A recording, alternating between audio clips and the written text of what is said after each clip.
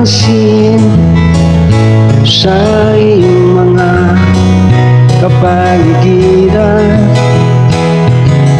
Kay dumi na ng hangin, pati na ang mga ilog natin. Hindi na masamang pagunlad at malayo-layo na rin ang ating narating.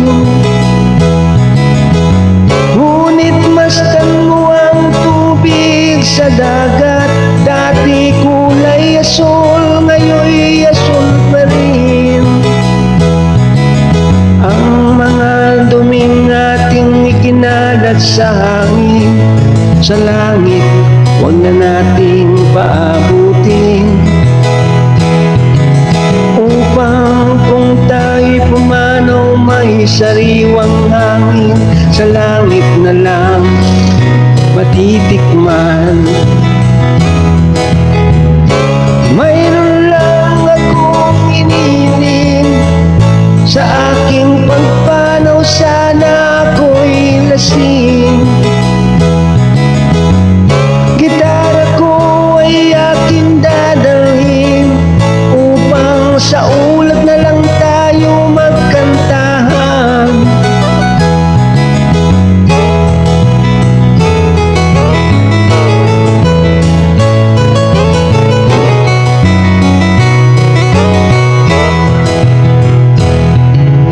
Ang mga bata ngayon lang isinilang, may hangin pa kayang matitikman. May mga puno pa kaya silang aakyatin, may mga ilog pa kayang lalangoyan. Bakit di natin pag-isipan ang nangyayari sa ating kapaligiran? Hindi nga masama ang pagunlad kung hindi nakakasira ng kalikasan. Darating ang panahon, mga ibong gala ay wala na madadapuan. Masdan mo ang mga punong dati ay kay tatag, ngayon'y namamatay dahil sa ating kalokohan. Lahat ng bagay na narito sa lupa, biyayang galing sa Diyos kahit nang ika'y wala pa.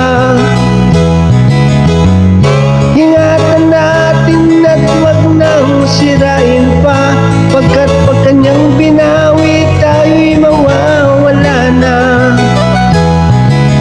Mayroon lang akong iniling, sa aking pagpanaw sana ako'y lasing.